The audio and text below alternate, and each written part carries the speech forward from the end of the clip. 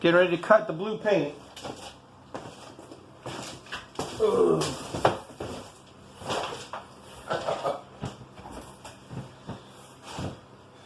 Always start with a dry, clean wall. A good paintbrush, good paint. We're using the low VOC paint. Different types, different styles, different happiness, different smiles. I don't know, you can see my face. Now, usually, I don't usually cut. I mean, you can. I usually like to tape just because it gives a better edge. And I haven't cut freehand for a while, so I gotta try and get the hang of it. I gotta try and get the hang of it.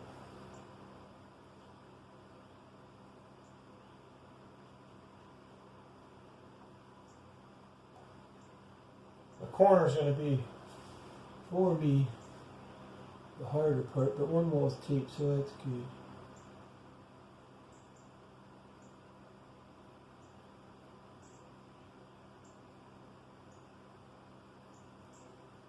I feel better once I get the corner.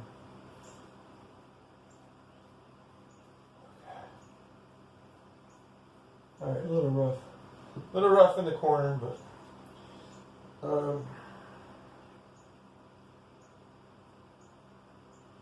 now I put the paint, so the paint towards the ceiling is hardly, all the paint's been wiped off. The paint towards the wall has the glob of paint on it for me. Some people clean the whole brush, I guess. Some people do it a different way. I'm sure there's people out there that can show you pro tips. Obviously, I mean, I'm probably an amateur painter because I don't do it professionally. But I've painted a lot of junk. When I say junk, I mean good stuff. I mean, I help friends paint houses, rooms, walls. I painted exteriors, but I am not a painter. I do enjoy painting, and I wouldn't mind small projects, but sometimes the tediousness of it, and like if you do paint for other people, I'm definitely not good at moving furniture. And when you got nice floors and stuff you want protected, I'm not the guy to worry about your wood floors and your carpets. So you would have to have a mover. So I mean, for $1 million, I'll paint anything small that's close to the ground.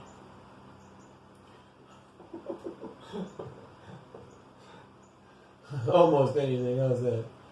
This cutting is better, but you're supposed to do like this and keep it going. One of my friends is an expert at this. I know it's pretty good for me and for what I do. I'm happy with it. If you're one of my friends and you want me to do some semi-painting for you, we'll work out something where I do a half price. So instead of $1 million, $500,000. Or a reasonable offer. If it's something small, I don't mind painting. I mean, if you don't have the time or you don't want to, I understand that. I mean, I'm not trying to advertise. I'm just making this stuff as I go. Because I know some people don't like to paint. I actually enjoy painting. I always have. I guess I should have been a painter and have a summer career as a lifeguard. But that's a whole different story. So I was telling my daughter I'll be happy when she could be a lifeguard. I guess some places you can be a lifeguard after 11 or at least get certification. Well, I'll feel better about her swimming either by herself or with friends, because you should never swim alone as far as I'm concerned. They've said that for years. But I would feel better if she was lifeguard certified. That's what I'm saying. So someday when she has a lifeguard certificate, I will just feel better in general about her swimming, because that means she's achieved a level of knowing enough about water safety. And as far as I'm concerned, that's one of the things they should teach in school. Besides your cooking, cleaning, self-defense, how to grow a garden, all that stuff. They should teach basic swimming. Because there's sadly a lot of kids that don't make it because they don't know enough about water currents. I mean, they don't teach about undertow and water currents here. If you have a strong north wind from Canada, we get like an undertow, which is not safe, and there's people that's not made it, sadly. There was a kid, specifically, I'm not mentioning names, but it was not too long ago, and I feel so bad to this day when I think about it. And, I mean, I hate to say it, we're just glad that, it wasn't somebody we directly knew, but it's so sad that it happened at all. And if they would teach about water currents, especially, they've never taught about undertow around Lake Erie in Ohio that I know. Nobody I ever knew what undertow was. I've seen it in movies. It happens in the ocean. But when we have a strong north wind from Canada, it causes a bad undertow and it can suck you out into the lake. And you're supposed to go parallel with the water until you get back in. But if you don't know how to swim or you don't know what's going on, it's horrible. And sadly, I don't even know why I brought that up, but we're talking about swimming and stuff and painting blue water. This looks like a swimming pool blue, or some pools. Knock on wood, the cutting's going easier than I thought, but anyways, it's just something they should teach around for all kids, because everybody's going to be around water at some point in time. It's not possible not to. Many things are around rivers, ponds, lakes, rivers, streams. That's one of many things that should be taught as a skill for school. They should teach swimming. Every school should have at least a swimming class if they're not going to have a swim team. Or they should be set up through your local community swim pools or YMCAs or whoever it is, to where they actually learn it. Now, without the light, it's hard for me to see this corner like I would like. For some reason, I'm going to have to get thicker paint on here because it's just but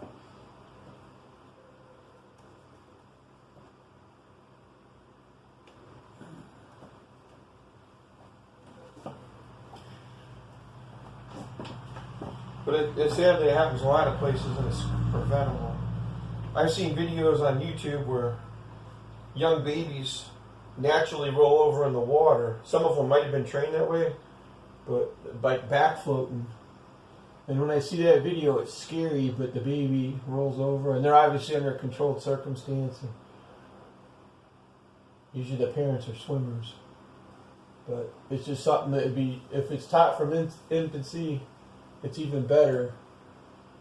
But for sure, schools, when kids are old enough to start understanding, if they made it that far, I don't know, it's just something that would be nice for the world. Especially if kids don't know how to swim.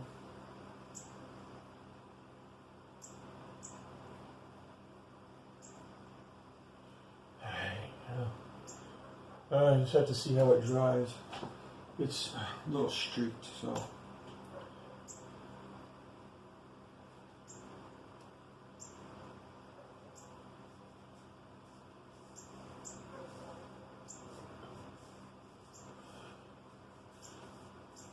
So it's actually that little bit of gloss that I allowed to roll over.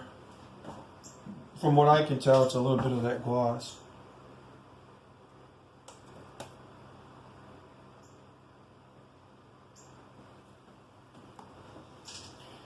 All right.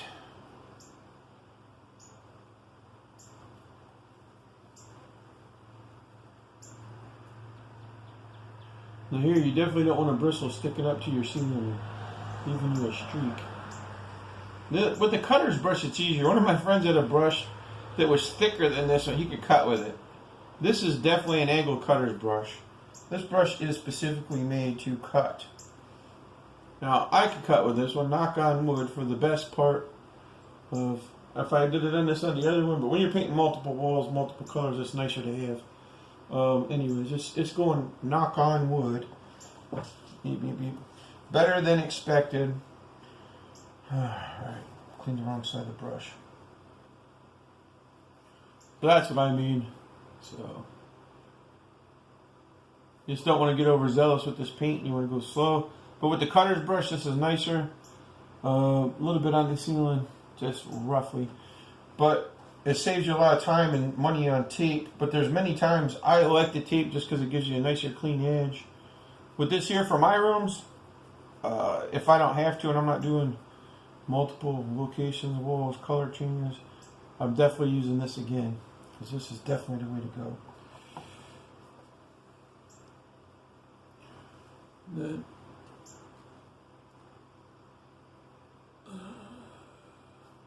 I don't want to overextend it because I'm trying to do detail work there, and there's no reason to push it. I'm not trying to win a war, hit the contest. We want the best quality we can get of what we got to work with, being paint, brushes, time. See, it's a little tacky. Now there's primer underneath there at this level, but it's tacky because I've won over it and it's starting to dry. And I've got streaks there, so I got the streaks for the most part. I don't want white streaks in my brown paint. Now, I did end up priming most of this 3 times.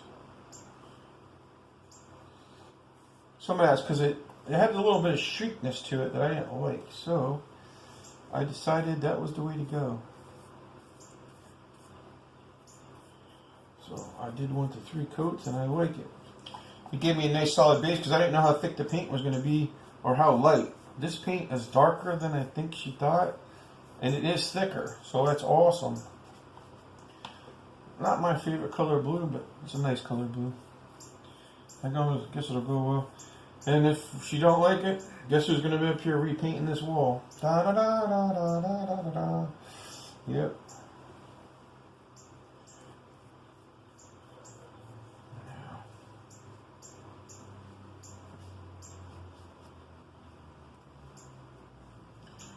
At this point,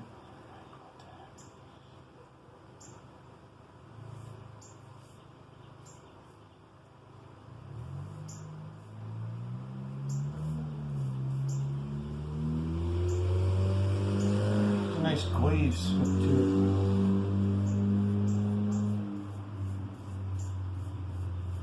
Part leaving streaks is where I go over it a second time, but you know, you're painting. There's no way not to touch it a second time. Not with the brush. It's a nice thick glaze. Yeah, I'm not going to overreach. I'm not going to try painting that heart. I'm going to try painting this because I enjoy it. I'll give it a little bit of cutoff point. I like to do on my corners is I do this. To me, it helps. When I can see a spot, I noticed that our friends I was helping them paint a long time ago. To me, it helps bend the paint in my eye if you're inspecting it. To me. So if I get any square edges, I round them. Have forever. If I gotta go around if I have to go around a nail head, I make a circle. Or an abstract circle like this. There's no nail head there, but let's pretend there is.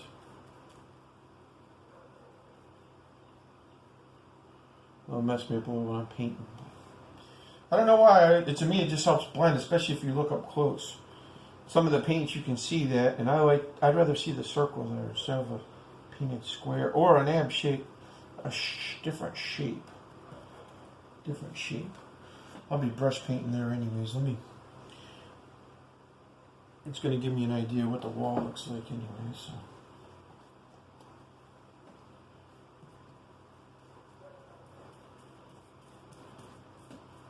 Some of this is glasses, and this is only a light bulb. I think it's the equivalent of 75 watts, but it's LED. So finding a brighter light. You can't put even with this one, the bulb is big enough, you can't put the ceiling fan light cover on because it's must be the bulbs are considered more commercial, which is scary. So I need to find a brighter light, which is LED, that will fit inside the fluorescent or the globe of the ceiling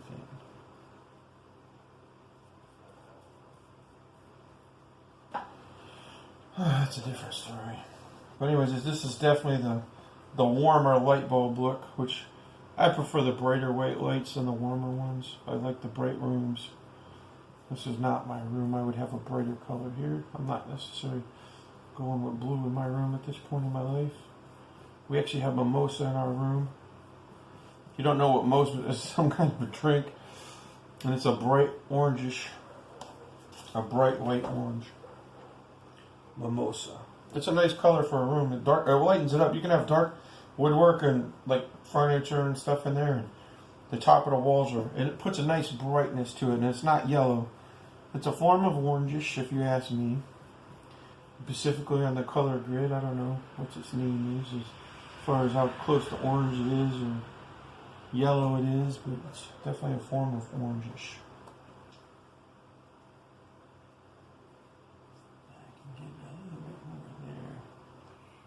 Haven't just done this specific brush paint like this in a while. I'm not sure where to start. Guess we'll go this way. Well, no Bob Ross here.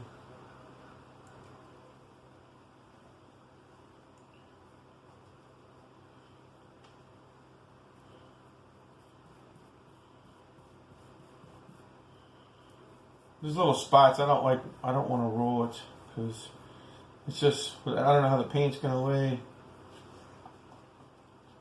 Rollers cause their own issues as far as I'm concerned at times, besides the operator of the paintbrush and the roller.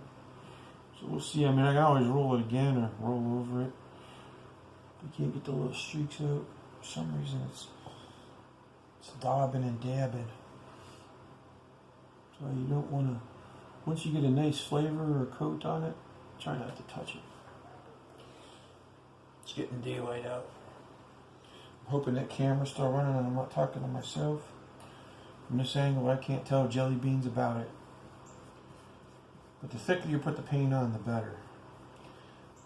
As long as it's not dripping and running is what I'm saying. For this instance, this paint is a little bit thicker than I thought it was going to be, which is awesome. Of course, you're supposed to paint top to bottom, side to side.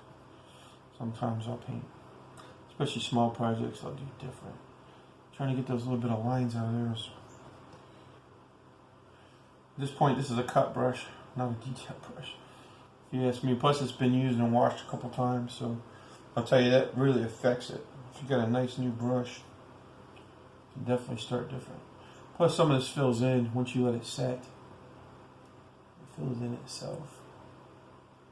I'm kind of impressed with that for being a home painter. You may not be, you may be a pro. You may think I'm crazy, but it gets me through the day. Alright, I'm going to go check the tape and see if it's running and start a new one. I want to do a little bit more cutting. Alright, let me see where I'm at. Alright.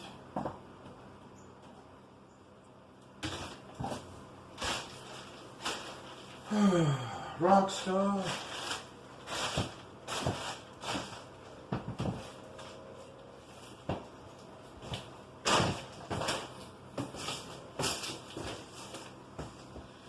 Alright. 17, yeah. Well, it looks like you got a little bit in there. The bottom's kind of blurry, but hopefully that's a good video. I'm going to move over here and then start part 2 of the video. Maybe that'll help if I got it straightened out. I don't know if I should turn sideways. It's too much of the outside, but